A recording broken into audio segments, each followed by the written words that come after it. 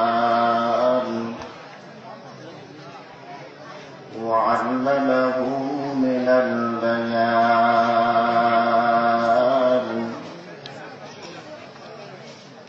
فسبحان الذي لا يحصى امتنانه باللسان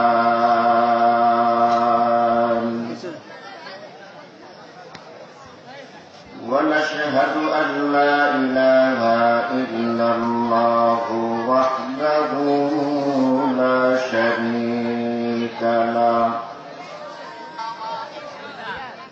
لا ضد له ولا ند له ولا مثل له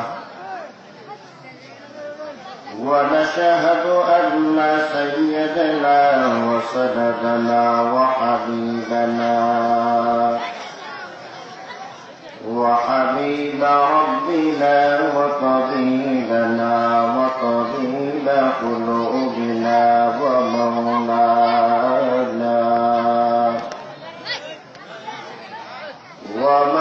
ومولانا محمدا عبده ورسوله صلى الله تعالى عليه وعلى آله وأصحابه وبارك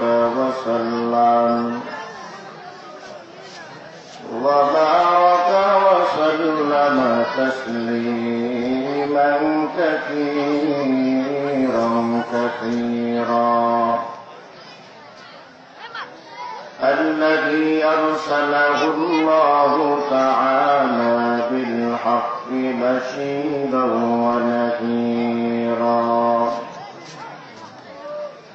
وداعيا إلى الله بإذنه وسراجا منيرا أما بعد فأعوذ بالله من الشيطان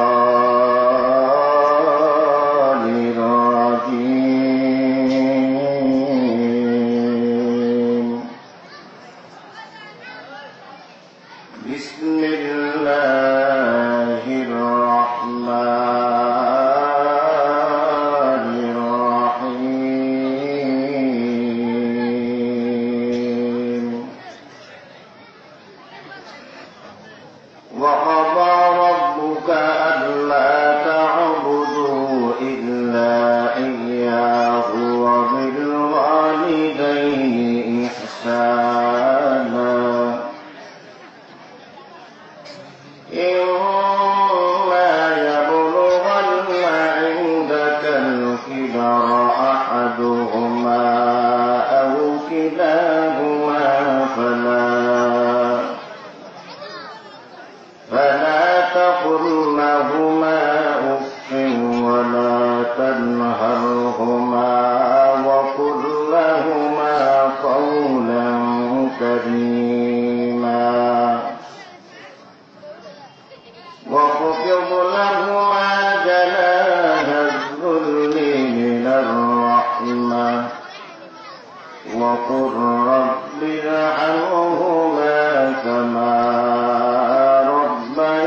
ربياني صغيرا وقال رسول الله صلى الله عليه وسلم من أصبح مطيعا لله في والديه أصبح له بابان مفتوحان من الجنة إن كان واحدا فواحدا ومن أصبح عاصيا لله في والديه أصبح له بابان مفتوحان من النار إن كان واحدا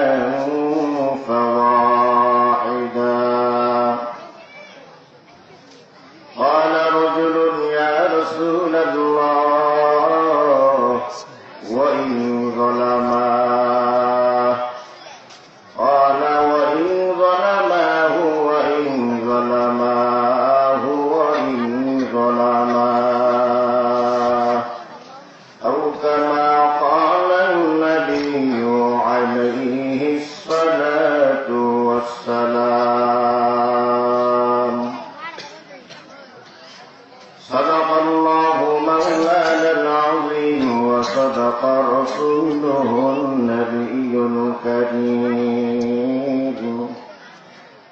ونحن على ذلك من الشاهدين والشاكرين والذاكرين والحمد لله رب العالمين.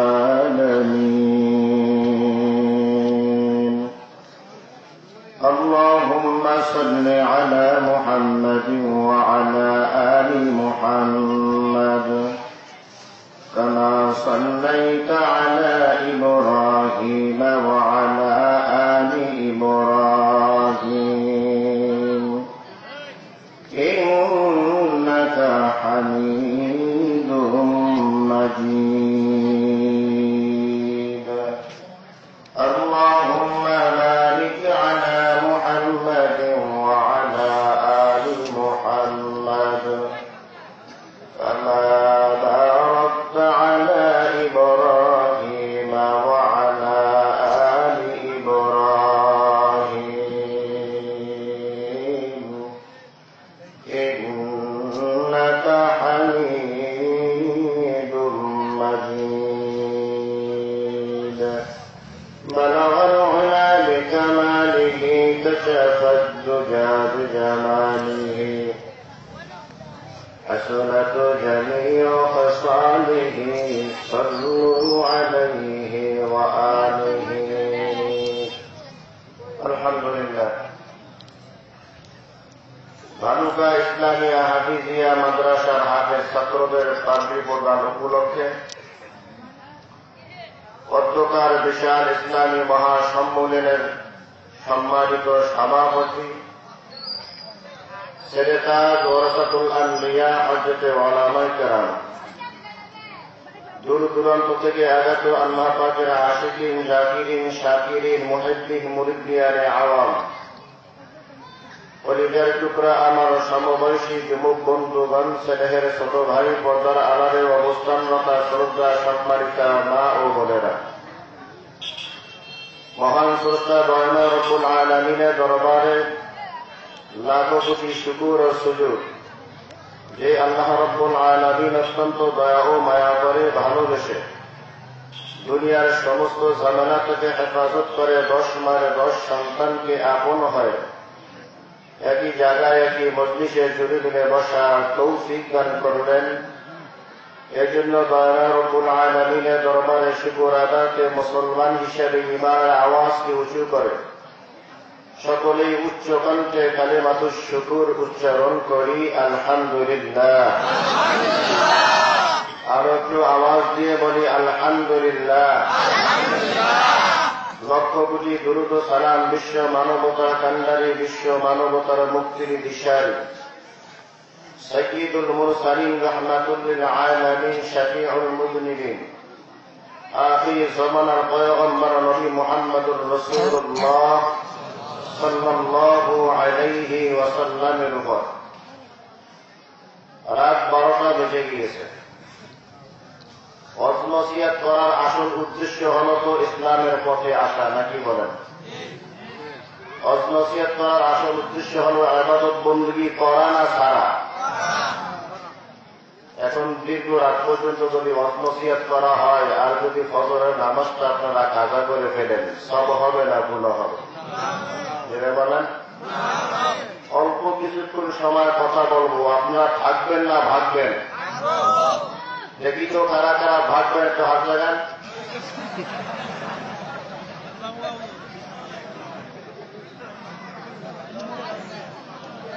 অনেকেই হয়তো আমার কথাটা বুঝতে পারে না, হুজুরে যা কথা বলে ভালোই তো বলে, নাকি বলে? হুজুরে হাত লাগাইছে, তালে তালে হাত লাগাইছে, নাকি বলেন?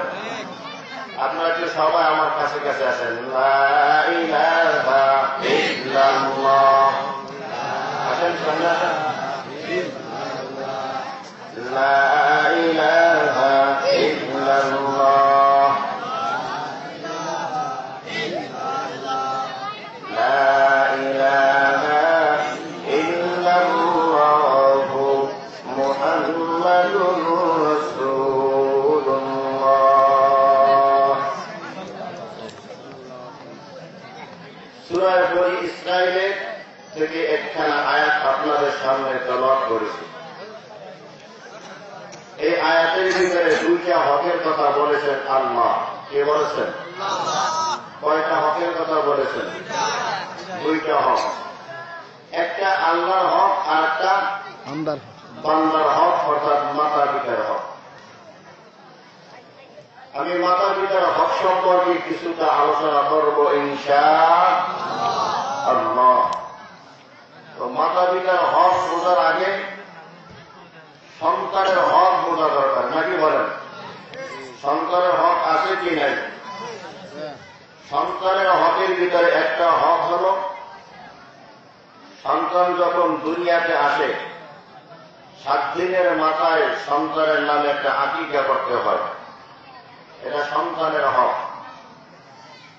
7 দিনের নামে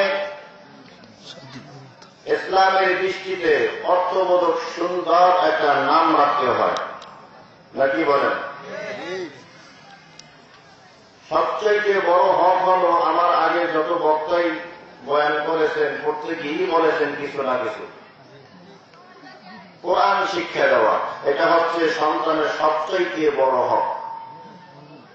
নাম সুন্দর রাখলাম কিন্তু কোরআন শিখাইলাম না। কোরআন না শিখার কারণে এই নামে সে মুসলমান থাকতে পারবে না, নাস্তিক হয়ে যাবে। ঠিক কিনা বলেন? নাম সুন্দর হইলেই তো হয় না, নাকি বলেন? মানুষটা জন্মের কালো, নাম রাখছে সুন্দর আলী, এখন কি সুন্দর হয়ে গেছে? কথা বলেন না কেন? এজন্য নামের সাথে সাথে নাম যাই রাখি না কেন, ইসলামিক নাম মুসলমান হিসাবটাও অবশ্যই রাখতে হবে। নাম রাখার সাথে সাথে সন্তানকে কি শেখাতে হবে? কোরআন শিখাতে হবে। আজকে আলোচ্য বিষয় এজন্য নিয়েছি, এশারের নামাজের পরে ফেসবুকে দেখলাম, আমার সব সঙ্গে দেখাইল, পান্নু নামের 36 বছরের এক যুবক মাগুরায় নিজের গর্ভে ধারণী মাকে অস্ত্র দিয়ে হত্যা করেছে। চিৎকার দিয়ে বলেন নাউযুবিল্লাহ। এই মা বাবার হক জানার জন্য হত্যা করেছে নাকি না জানার কারণে? না জানার কারণে মা বাবাকে হত্যা করেছে। আমি বলবো এই জন্য আসলে মা বাবাই দায়ী। কারণ এই সন্তানকে যদি দিন শিখাতো, কি শিখাতো? দিন শিখাতো, কোরআন শিখাতো, এই সন্তান কখনো মা বাবাকে হত্যা করতে পারে না। ঠিক কিনা বলে? মা বাবাকে হত্যা করবে তো দূরের কথা, মা বাবার দিকে চোখ রাঙায় তাকাবার সাহস সন্তানের থাকে না। ঠিক কিনা বলে?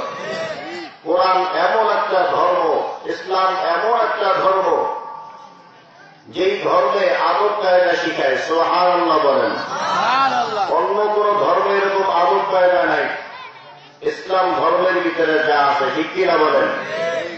কিন্তু দুঃখের বিষয় হল, আজকে আমরা সন্তানদেরকে কোরআন শিখাই না। সকালবেলায় ব্যারাক স্কুলে, কেজি স্কুলে, ইংলিশ মিডিয়ামে, বাংলা মিডিয়ামে পাঠায়, কিন্তু কোরআনের মজলিসে পাঠায় না। ঠিক কিনা বলেন? আমি জেনারেল শিক্ষার বিরোধিতা করি না। আমাদের দেশে যেমন আলেমের দরকার, হাফেজের দরকার, মুফতি মুহাদ্দিসের দরকার, আমাদের দেশে ডাক্তার ইঞ্জিনিয়ারেরও দরকার। ঠিক কিনা বলেন? উকিল ব্যারিস্টারেরও দরকার। কিন্তু আমাদের তো মনে রাখতে হবে, আমরা মুসলমানের বাচ্চা, মুসলমান। আমাদের আগে কোরআন শিখতে হবে। ঠিক কিনা বলেন? আমাদের সভাপতি সাহেব একটা উদাহরণ দিয়ে বলেছিলেন যে সকালবেলা যেই খাবার খায়, এরপরে যতই ভালো খাবার খায় না কেন, সকালবেলা যদি কাঁচামুলা খায়, ওই ঢেকুরতে কাঁচামুলার ঘেরা নিয়ে আসে। ঠিক কিনা বলেন? সভাপতির বয়ান আপনাদের কি শুনেছি। ঠিক তেমনি ভাবে সকালবেলা যদি বাচ্চাদেরকে এই নুরানি মাদ্রাসায়, নুরানি কিন্ডারগার্টেনে কোরআন শিক্ষা দেওয়া হয়, স্কুলে পড়ুক, কলেজে পড়ুক, ভার্সিটিতে পড়ুক, যার ভিতরে কোরআন থাকবে সে কখনো নাস্তিক মুরতাদ হতে পারে না। ইমরান, সূরা আলে ইমরান একটা সূরার নাম। ঠিক কিনা বলেন? আমার একজন পয়গম্বরের নাম, নামটা তো সুন্দর, কোরআনের ছোঁয়া না থাকার কারণে তত্ত্বে গেলেন নাস্তিক। কথা বলেন, ভয় লাগে আপনাদের? ইমরান সরকারের নাম শোনেন নাই? তত্ত্বে গেলেন ঠিক কিনা বলেন? কারণ কোরআন থেকে সে দূরে, কোরআন থেকে দূরে থাকার কারণে আজকে নাস্তিকে সে পরিণত হয়ে গেছে, নাকি বলেন? তসলিমা নাসরিন, এই তসলিমা কোরআনের আয়াত, ইসলামিক নাম, সুন্দর নাম, কোরআনের ছোঁয়া পায় নাই বিদায় আজকে কোরআনের বিরোধিতা করে, মুসলমানের ইসলামের বিরোধিতা করে। ঠিক কিনা বলেন? কিসের কারণে? কোরআন থেকে দূরে থাকার কারণে। এই জন্য আগে সন্তানদেরকে কি শিখাতে হবে? কোরআন শিখাতে হবে। আগেকার মাদেরকে দেখেছি সময় পাইনি তারা কোরআন নিয়ে বসত। সুবহানাল্লাহ। গ্রামের ভিতর যখন হাঁটতাম ছোটবেলায় দেখতাম প্রত্যেক ঘরের ভিতর থেকে কোরআনের আওয়াজ বের হয়। মুরব্বী বাবাজিরা ভালো করে বলতে পারবে, ঠিক কিনা বাবাজি? কিন্তু এখন নাই। এখন কোরআনের বিপক্ষে আরেকটা আছে। সকালবেলা বাড়ির পাশ দিয়ে হাঁটলেই এখন ফাইটে যায় আওয়াজ পাওয়া যায়, ঠিক কিনা বলেন? গানের আওয়াজ পাওয়া যায়, এখন কোরআনের আওয়াজ পাওয়া যায় না। এখন আমার মায়েরাও এই গানের জন্য পাগল। যেই সমস্ত নাটক দেখলে নিজের চরিত্র নষ্ট হয়ে যায়, স্বামী স্ত্রীর ভিতরে মিল মোহাম্মদ থাকবে তো দূরের কথা, বিচ্ছেদ ঘটে যায়, উপযুক্ত মেয়ে গভীর রাতে হিজাব করে অন্য দেশে চলে যায়, সেগুলাকে দেখার জন্য পাগল, ঠিক কিনা বলেন? এই তো কিছুদিন আগে ফেসবুকের ভিতরে দেখলাম যে মা রাত্রে বেলায় পাখি নাটক দেখেছে, কমপ্লিট করতে পারে শেষ বেলা, ভোর রাতে আবার উঠিয়া সকালবেলা আবার নাটক দেখা শুরু করছে, পাখি নাটক। ছোট বাচ্চা হাঁটতে হাঁটতে পুকুরে গিয়া পানি ভিতরে পরে মরে ভেসে উঠছে। নাউজুবিল্লাহ বলেন। মায়ের কোনো খবর নাই, পাখি নাটক দেখতেছে। জোরে বলেন নাউজুবিল্লাহ। ধর্ম কর্ম ছাড়তে রাজি, নামাজ রোজা ছাড়তে রাজি, মগার পাখি নাটক ছাড়তে রাজি নেই। জোরে বলেন ঠিক কিনা? নামাজ রোজা ছাড়তে পারে ওরা, স্বামীর সংসার ছাড়তে পারে ওরা, ছাড়বে না হিন্দি সিরিয়াল, ছাড়বে না পাখি সিরিয়াল, স্টার জলসা ঘরে ঘরে বাজাইছে গোলমাল, স্টার জলসা ঘরে ঘরে বাজাইছে গোলমাল। তাদের মেয়ে মরজিনা গায় হিন্দি ছবির পাগল সেও, পাশের বাড়ির মদন রে গায় তুমসে প্যার করতি হো, ঠিক কিনা? হিন্দির পাগল, সারাক্ষণ হিন্দি দেখতে দেখতে এখন তাদের মেয়েও হিন্দিতে কথা বলা শিখছে, ঠিক কিনা বলেন? অথচ মুসলমানের জবান থেকে তো কোরআনের আয়াত বের হওয়া উচিত ছিল, নাকি বলেন? যেই হিন্দির জন্য তুমি পাগল, সেই হিন্দুরা কি করে? তুমি যেই কাবার দিকে ফিরিয়া বলে একটা দায়িত্ব মোতাবাজ্জিহান ইলা রিয়াতিল কাবাতি শরীফাতি আল্লাহু আকবার, যেই কাবার দিকে ফিরে তুমি আল্লাহু আকবার বলে তাকবীর আল্লাহ বন্ধ, সেই কাবার উপরে মূর্তি ঝুলে রাখে। নাউজুবিল্লাহ। নাউজুবিল্লাহ বলবেন না? আওয়াজ দিয়ে বলেন নাউজুবিল্লাহ। তুমি সেই ভাষা শেখার জন্য পাগল। আল্লাহ তাআলা আমাদেরকে হেদায়েত দান করুন। অথচ আগেকার মায়ের দিকে তাকান, ভারতের ভিতরে সবচাইতে আল্লাহর ওয়ালি, বড় আল্লাহর ওয়ালি হযরত কুতুবউদ্দিন কাকি রহমাতুল্লাহি আলাইহি যখন শিশু অবস্থায় পড়ালেখার বয়সে উপনীত হয়েছে, মা হাতটা ধরে নুরানি মক্তবখানায় নিয়ে গেছেন। হুজুর, আমার সন্তানকে আমি নিয়ত করেছি কোরআনে হাফেজ বানাবো, আলেম বানাবো, মুফতি মুহাদ্দিস বানাবো। হুজুর, আমি কামাই খাইতে চাই না, আমার সন্তান আমার মরার পরে যেন জানাজার নামাজ আদায় করতে পারে। সুবহানাল্লাহ। আমার ইচ্ছা চাহিদা আমার সন্তান যেন আমার জানাজাটা পড়াইতে পারে। কার কার নিয়ত আছে? হাত জাগায় দেখায়। আল্লাহু আকবার। প্রত্যেকের নিয়ত আছে? তাহলে ডাক্তার বানাতে হইবে, নাকি বলেন? নাকি হাফেজ মাওলানা বানাতে হবে? সবাইকে আল্লাহ তাআলা কবুল করুন। আল্লাহুম্মা আমিন। হুজুর, আপনার কাছে আমার সন্তানকে সুবর্দ করে দিলেন, আমার সন্তানকে আমি হাফেজ বানাবো, মাওলানা মুফতি মুহাদ্দিস বানাতে চাই। হুজুর আমার সন্তানকে আপনি কোরআনের সবক দিয়ে দেন। হযরত কুতুবুদ্দিন কাকি রাহমাতুল্লাহি আলাইহি উস্তাদ ছাত্রকে সামনে বসাইয়া সবক দিতেছেন কোরআনের সবক। আউযু বিল্লাহি মিনাশ শাইতানির রাজীম। বিসমিল্লাহির রহমানির রহিম। আলিফ বা তা তা। হযরত কুতুবুদ্দিন কাকি রাহমাতুল্লাহি আলাইহি বলে, ওস্তাদ আলিফ বা তা সা সবক দিয়েন না।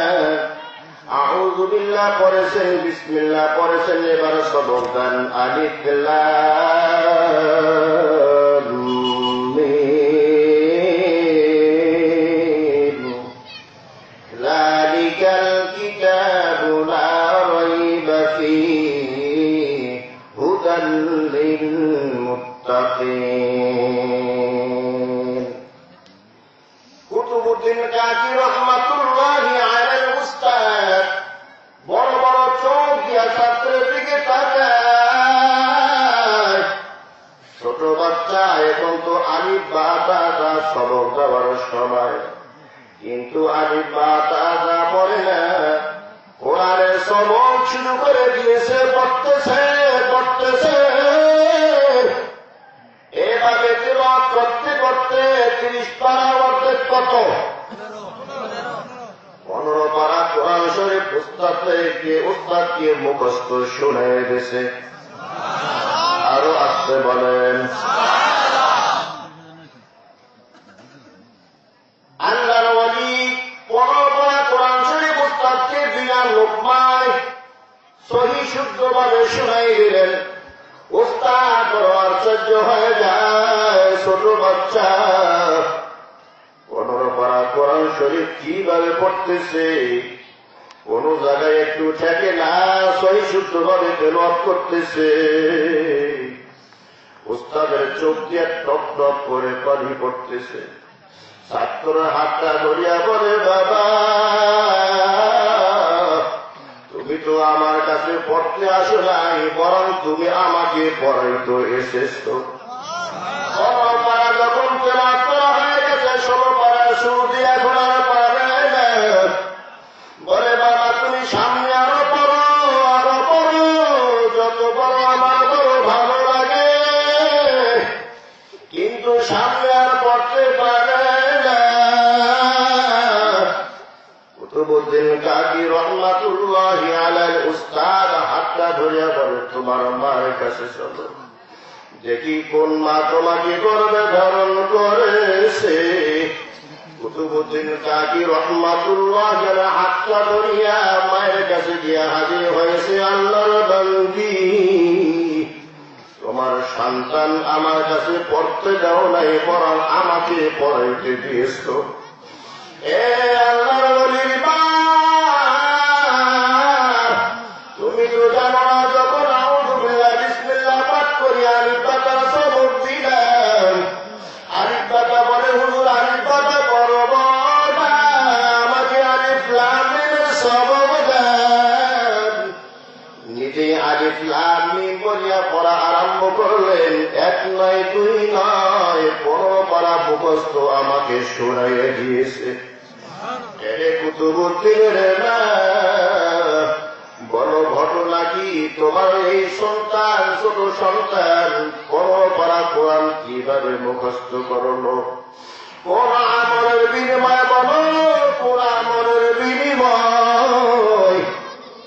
কুতুবুদ্দিন কাকি রাহমাতুল্লাহির মা বলে, উস্তাদ আমি এই সন্তানকে গর্ভের ভিতরে ধারণ করিয়া কখনো মিথ্যা কথা বলি নাই, কখনো বেগানা পুরুষের দিকে তাকাই নাই। এ উস্তাদ, আমি এই সন্তানকে গর্ভের ভিতরে ধারণ করিয়া কখনো আমি জীবা স্বীকার করি না। আর মাওলার দরবারে দরখাস্ত জানাইছি রে মালিক, আমাকে তুমি যেই সন্তান দিবা সেই সন্তানকে তোমার রাস্তায় অক্ষ করে দিব। আর আল্লাহ, আমি দুনিয়ার শিক্ষা শিখাইব না, আমার সন্তানকে আমি আলেম বানাবো, হাফেজ বানাবো, মুফতি মুহাদ্দিস বানাইব। আর আমি মাওলার দরবারে দরখাস্ত করেছি, চোখের পানি ফালাইয়া কেঁদেছি, রাতের বেলা আমি আরামের ঘুম হারাম বানাইয়া আমি চোখের পানি ফেলে ফেলে কেঁদেছি আর বলেছি রে মালিক, আমার সন্তানকে তুমি কবুল করে নাও। দৈনিক আমার একটা আমল ছিল, দৈনিক আমি আল্লাহ তাআলার কোরআনের 30 পারা, কোরআনের 15 পারা আমি তেলাওয়াত করতাম। এমন কোনদিন যায় না যেই দিন আমি 15 পারা কোরআন তেলাওয়াত করি না। এ উস্তাদ, আমার বড় আফসোস হয়, আফসোস হয়, আমি যদি দৈনিক 30 পারা কোরআন তেলাওয়াত করতাম, আমার এই সন্তান আমার পেট থেকে 30 পারা কোরআনের হাফেজ হয়ে বের হয়ে আসত। আল্লাহ আল্লাহ কামুবারক নামুবাই, আল্লাহ আল্লাহ আশিকুকা কাম হায়, আল্লাহ আল্লাহ ইসে শিরিস্তোনম শিরি সদকর মিকুনত জানম तमाम या इलाही मुझसे मुझको दूर कर, ताकि देखो मुझ में तुझको एक नजर। शिक्षा दिए बोलें सुब्हानअल्लाह। ए मुसलमान ईमानदार अल्लाहर गोलाम, हे আমার পর্দার মা বোনেরা, তোমরা তো কুতুবুদ্দিন কাজী রহমাতুল্লাহের মায়ের মতো একজন মা, তোমরা তো আশরাফ আলী থানভী রহমাতুল্লাহের মায়ের মতো একজন মা। ওই মায়ের জীবনটা কত বড় ধন্য, যেই মায়ের সন্তান হয় যুগের আলেম। ওই মায়ের সন্তান কত ভালো যে হাজার হাজার মানুষের সামনে বয়ান করে হেদায়েতের পথে আসে, ঠিক কিনা? এ মুসলমান ইমানদার আল্লাহর গোলাম, এই জন্য সন্তানকে যদি ভালো বানাইতে চাও, সন্তানের কাছ থেকে যদি ভালো আচরণ ভালো ব্যবহার পাইতে চাও, সন্তানকে আগে ভালো আচরণ ভালো ব্যবহার শিক্ষা দিতে হবে, ঠিক কিনা? সন্তানকে যদি তুমি ভালো আচরণ শিক্ষা দাও, সন্তানকে যদি তুমি কোরআন শিক্ষা দাও, সন্তানের হক যখন তুমি আদায় করবা, এই সন্তানও তোমার হক আদায় করবে, ঠিক কিনা? ওই পান্নু মিয়ার মতো মাকে হত্যা করবে না, মাকে ধরে পিটাইবে না। এ মুসলমান ইমানদার আল্লাহর গোলাম, ভালো আচরণ যদি সন্তানের কাছ থেকে পেতে চাও, আজকে থেকে তুমি প্রতিজ্ঞা করো তোমার কোরআন, তোমার সন্তানকে কোরআন শিখাইবা, ঠিক কিনা? ওয়াকাযা রাব্বুকা আল্লা তা'বুদু ইল্লা ইয়্যাহু ওয়া বিল ওয়ালিদাইনি ইহসানা। আল্লাহ তাআলা বলে, পয়গম্বর, দুনিয়ার সমস্ত মানুষদেরকে জানিয়ে দাও, আমি আল্লাহ তাআলা আর কারো ইবাদত করিও না। এ দুনিয়ার মুসলমান ইমানদার, যদি তুমি সন্তান চাও, মাওলার কাছে যাও, কোন মাদারে না, কোন পীরের দরবারে না, মাওলার কাছে যদি তুমি সন্তান চাও, তাহলে ইবাদত হয়ে যাবে। পীরের দরবারে যদি তুমি সন্তান চাও, ইবাদত তো নয়, বরং শিরকি গুনাহ হয়ে যাবে, ঠিক কিনা? এক নম্বর হক হলো আল্লাহর হক, ইবাদত কার করবেন? আল্লাহ। যদি বলেন ইবাদত কার করবেন? আল্লাহ। দুই নম্বর হক হলো ওয়া বিল ওয়ালিদাইনি ইহসানা, মা বাবার সাথে ভালো আচরণ ভালো ব্যবহার। আল্লাহ তাআলা বলে, মুসলমান ইমানদার, কেন আমি আল্লাহ হুকুম দিলাম মা বাবার সাথে ভালো আচরণ করবা? তার কারণ হলো, মা বাবা যদি মাধ্যম না হতো তোমরা দুনিয়াতে আসতে পারতা না, ঠিক কিনা? মা বাবা যদি মাধ্যম না হতো আজকে চেয়ারে বসতে পারতাম না, আজকে দুনিয়ার আরো বাতাস আমি দেখতে পারতাম না।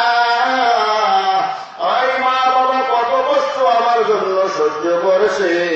এ মুসলমান ইমানদার আল্লাহর গোলাম, মা যখন সন্তান গর্ভের ভিতরে ধারণ করে, গর্ভের বয়স যখন 2-3 মাস হয়ে যায়, মায়ের মাসিকটা বন্ধ হয়ে যায়।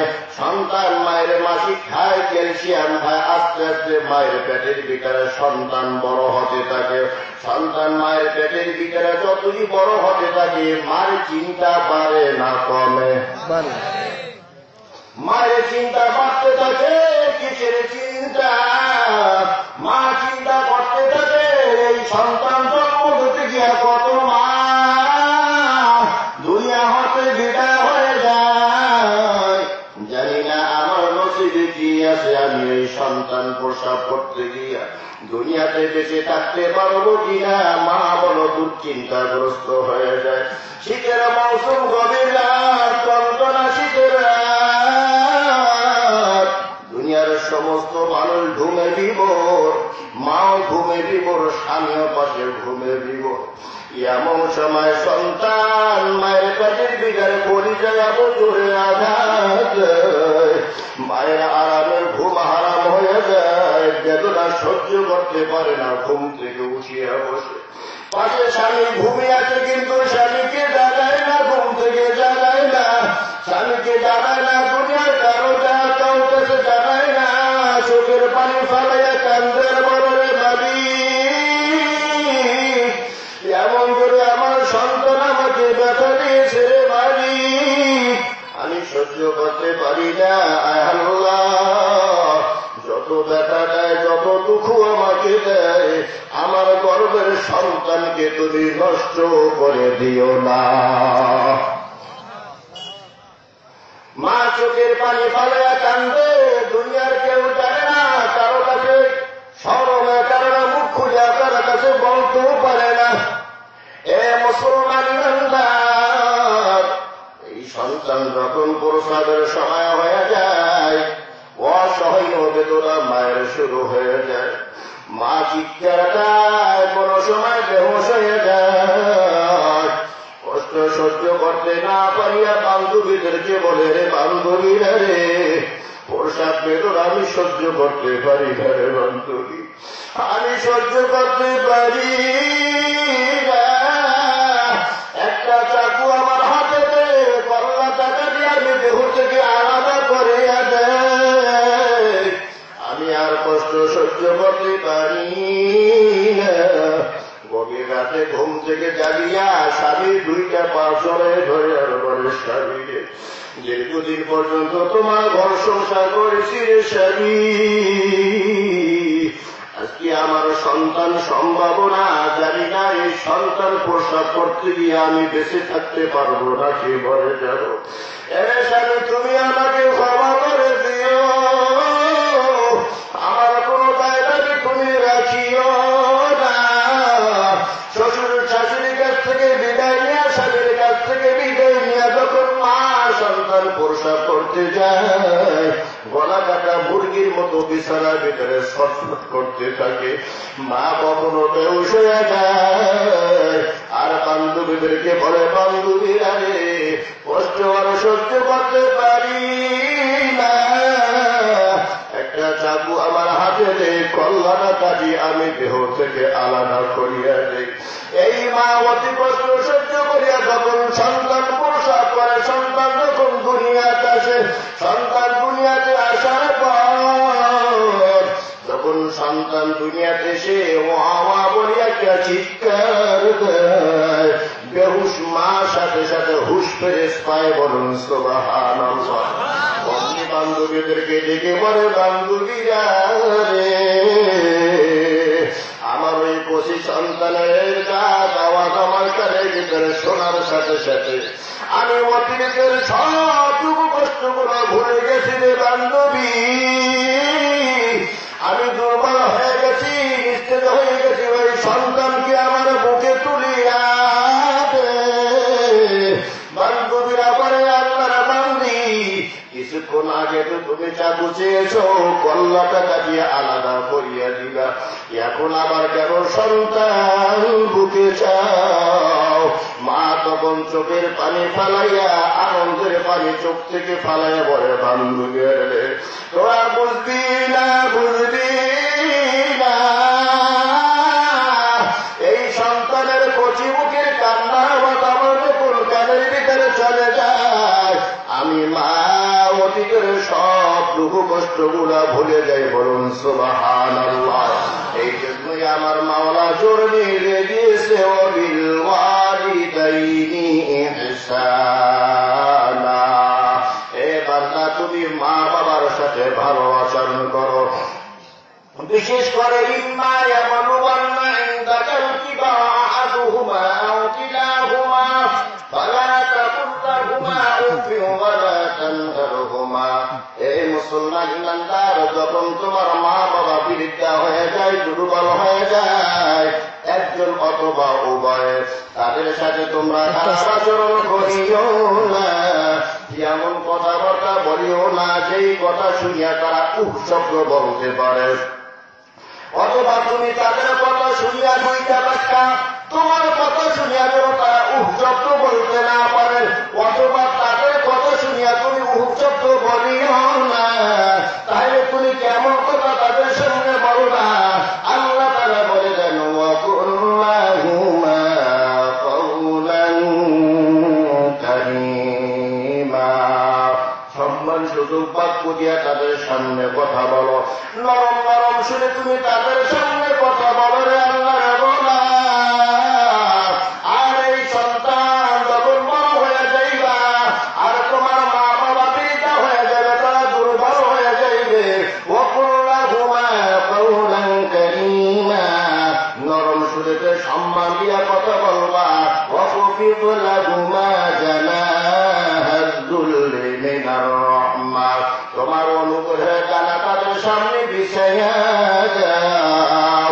আর তোমার মা বাবা যদি দুনিয়া হতে বিদায় হয়ে যায়, আমি মাওলার কাছে দোয়া করো। কোন ভাষায় দোয়া করবা?